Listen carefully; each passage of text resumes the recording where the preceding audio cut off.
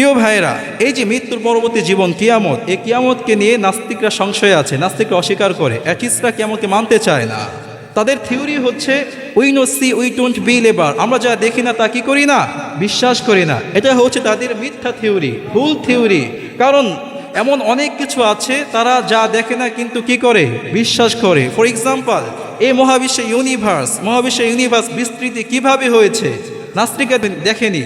পদার্থবিজ্ঞানীরা যে একটা থিওরি দিয়েছে, নাস্তিকরা ওই থিওরিকে অন্ধের ন্যায় বিশ্বাস করে, অথচ পদার্থবিজ্ঞানীরাও দেখে নেয়। বিশ্বনবীর যুগে এক নাস্তিক ছিল, বেদুইন নাস্তিক, এসে বলল, মুহাম্মদ তুমি তোমার সঙ্গীদেরকে তিনটি কথা বলে থাকো। কয়েকটি কথা? এক নম্বর হচ্ছে তোমার ধর্ম ইসলাম আরবে সবাই গ্রহণ করবে।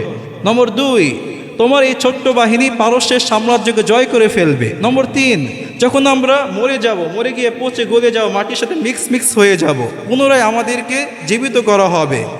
আমি এই 3টা প্রেডিকশন, ভবিষ্যৎবাণীর একটাও কি করি না, বিশ্বাস করি না। তখন বিশ্বনবী বললেন, যদি তুমি কিছুকাল বেঁচে থাকো তাহলে দেখতে পাবে আমার ধর্ম ইসলাম আরবে সবাই গ্রহণ করেছে এবং আমার এই ছোট্ট বাহিনী পারস্যের সাম্রাজ্যকে জয় করে ফেলেছে। কিয়ামতের মাঠে আমি তোমার হাত ধরে বলবো, এই নাও আমার 3টা ভবিষ্যৎবাণী সত্যি কি হয়েছে, প্রমাণিত হয়েছে। বুঝেন না বোধ হয়? এটা টাইম, ওই ব্যক্তির জীবদ্দশায় ইসলাম ছড়িয়ে গেল তাবুক পর্যন্ত। আরবের মানুষগুলো দলে দলে ইসলাম গ্রহণ করলো।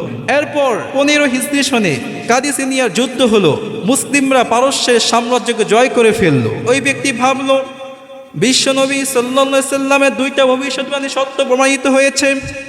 আরেকটা সত্যে প্রমাণিত হওয়ার পূর্বে সঙ্গে সঙ্গে সে বলল, লা ইলাহা ইল্লাল্লাহু মুহাম্মাদুর রাসূলুল্লাহ, কালিমা পড়ে সঙ্গে সঙ্গে ওই ব্যক্তি ইসলামের ছায়াতলে আশ্রয় গ্রহণ করলো।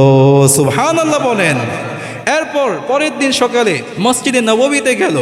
ওমর রাদিয়াল্লাহু তাআলা আনহু ওই ব্যক্তিকে দেখে চিনে ফেললো। তখন সাহাবীদেরকে বললেন, সাহাবীরা এই ব্যক্তিকে চেনো, এই ব্যক্তি হচ্ছে ওই ব্যক্তি, কিয়ামত বিশ্বনবী তার হাত ধরবেন, আর বিশ্বনবী যার হাত ধরবেন সঙ্গে সঙ্গে তাকে নিয়ে কোথায় প্রবেশ করবেন, জান্নাতে। সুবহানাল্লাহ পড়েন।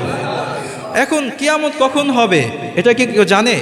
কখন হবে, কোন তারিখে হবে এটা কেউ জানে না। বিশ্বনবী কি জানতেন? এটা আমরা হাদিস থেকে জানবো, ঠিক আছে? এই জন্য বুখারী শরীফের বর্ণনায় হাদিস নং 50, আন-নবী হুরায়রা রাদিয়াল্লাহু তাআলা আন্নাহু ক্বাল আতাহু জিবরিল আলাইহিস সালাম। হযরত আবু হুরায়রা রাদিয়াল্লাহু তাআলা আনহু বলেছেন, একবার জিবরিল আমিন বিশ্বনবীর কাছে জিজ্ঞাসা করলেন, মাতা সাআ, when the day of judgement, কিয়ামত কখন হবে?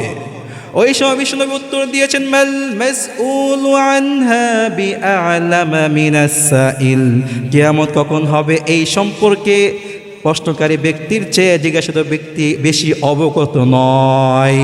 তাহলে কিয়ামত কখন হবে এটা কেউ জানে না, বিশ্বনবীও জানতেন না।